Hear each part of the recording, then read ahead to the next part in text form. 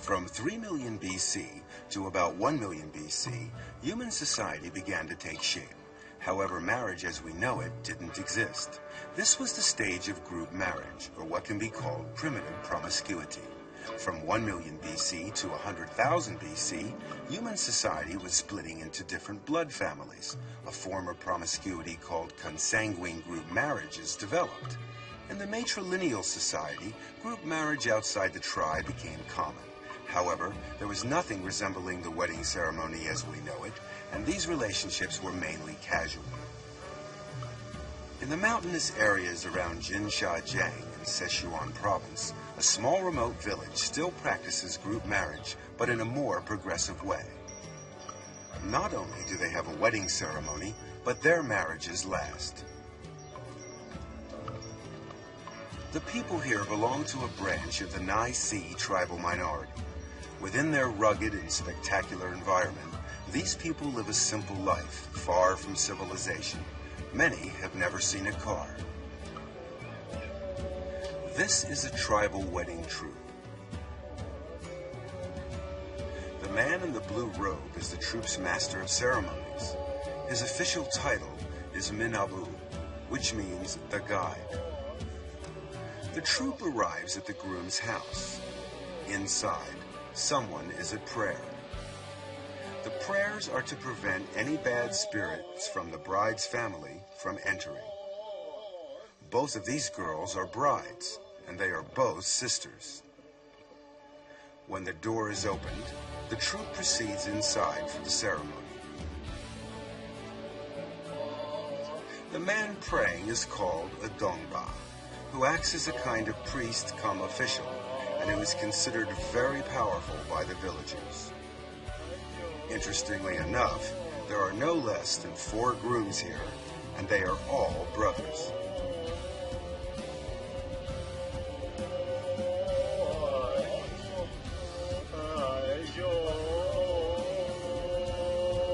The tying of a cowhide rope is a very important part of the ceremony. It will ensure that the women will not run away. Actually, there doesn't seem to be much chance of that happening.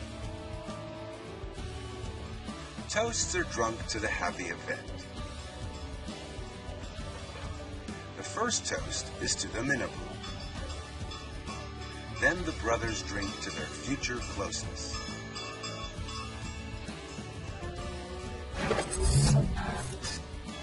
A toast to the brides follow. They are now husbands and wives. Each husband will have 2 wives, and each wife has 4 husbands.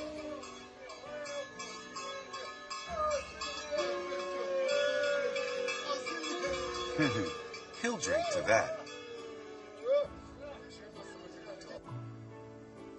With 6 people living under one roof, accommodation is no simple matter. They must live in a 3-story house, husbands living on the top floor, and other members of the family on the 2nd floor, including the 2 wives. The wives are not allowed upstairs. When a husband feels romantic, he must go downstairs. This could cause a problem if all 4 husbands have the same idea at the same time.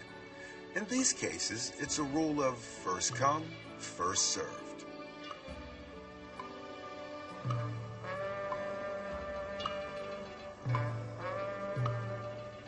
Let's have a look at another family. This man is married to 2 wives. This is another example of group marriage. The girls are both sisters, and as they cannot handle heavy jobs, they regard their husband in part as a laborer. This one's very efficient in all departments. In the space of 10 years, the 2 sisters have given birth to 14 children. So this man is proven to be a good husband, as a large family means a big labor force. It's harvest time in the surrounding countryside. The procession of family members makes its way towards the fields.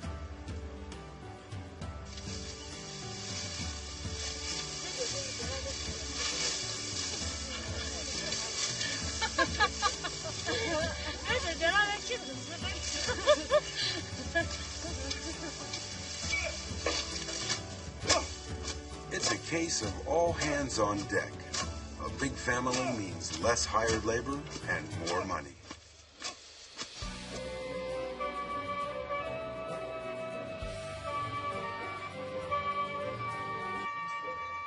This family here, on the contrary, consists of two brothers sharing one wife.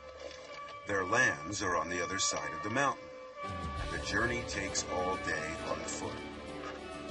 Usually they leave their wife at home and spend most of their time farming and hunting in the woods nearby.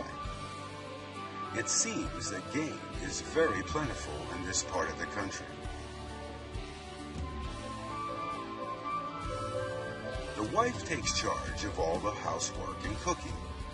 The staple diet is a mixture of corn flour. With wheat, they make a kind of wine, which is drunk daily. Clothing is knitted from either wool or hemp.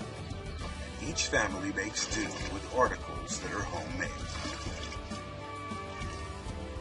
Their only mode of transport is by foot, but the people seem content with their simple lifestyle.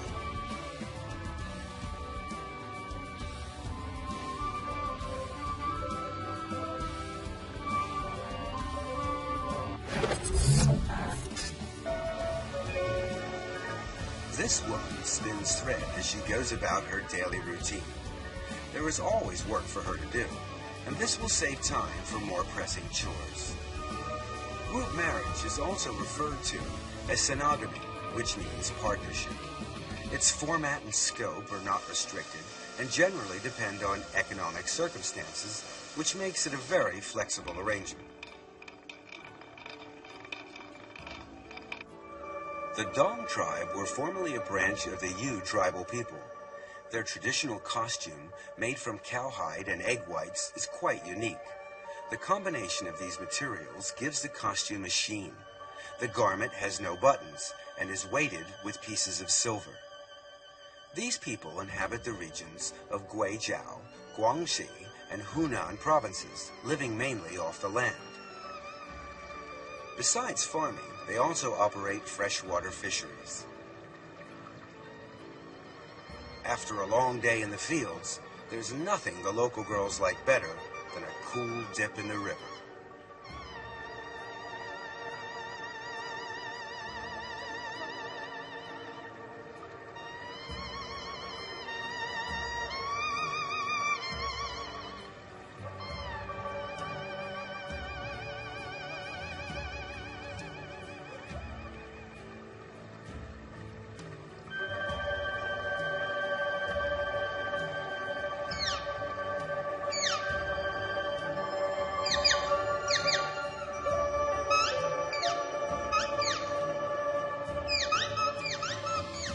On some of the main routes to the village, intricate wooden bridges span the rivers. They're known as storm bridges because they are used as shelter during bad weather.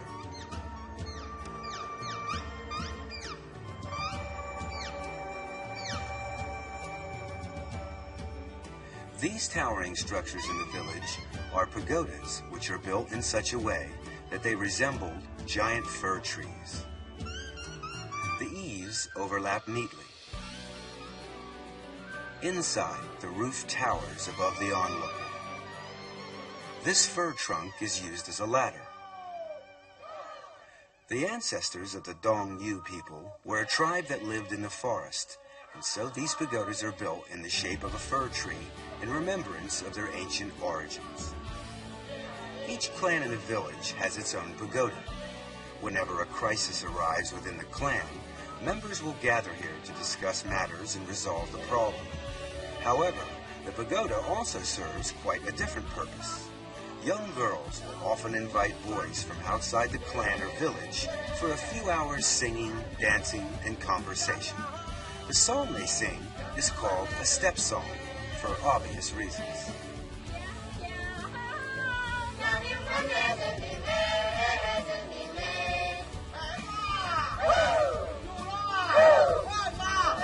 The wedding of a Dong villager.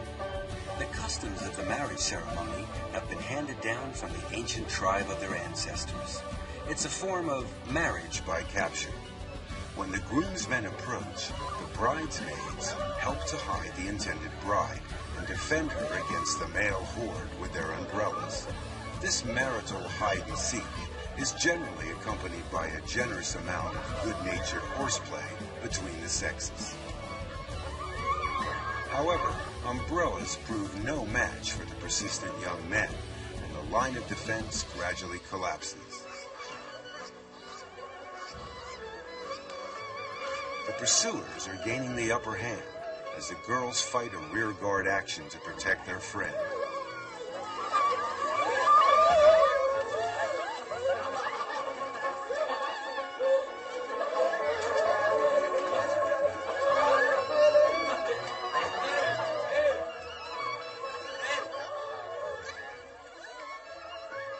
It's the end of the battle, and the bride, a little out of breath, but none the worse for her ordeal, resigns herself to submission.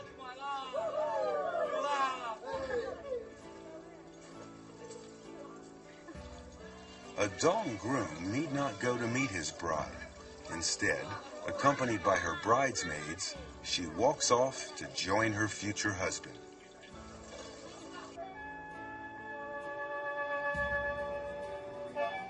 The Bao Yi tribe live in the southern part of Guijiao. All the houses in the village are made of stone, even down to the roof tiles. Here, young boys and girls marry at the age of 13 or 14, the girl remaining with her parents after the wedding, a custom known as non-virai local residence. During this time, she continues to dress like a maiden, sees her own friends, and carries on meeting other men freely. This period may last for up to a decade. This separation is an insult to a husband's rights, and he must take her back to restore his honor. This bride has been descended upon by her mother-in-law and sister-in-law. She struggles and breaks free as the two women give chase.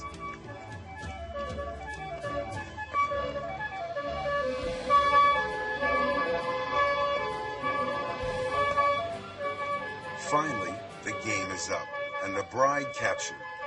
The bride will have her hair combed out so that she no longer looks like a young girl. From then on, she is a woman and must assume her responsibilities as a wife. It's another form of marriage by capture.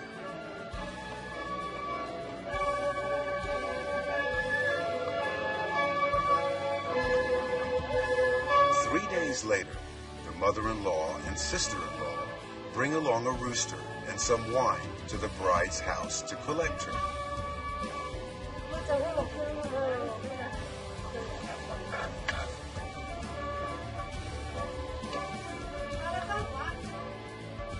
She is given a change of clothes and required to dress like a married woman.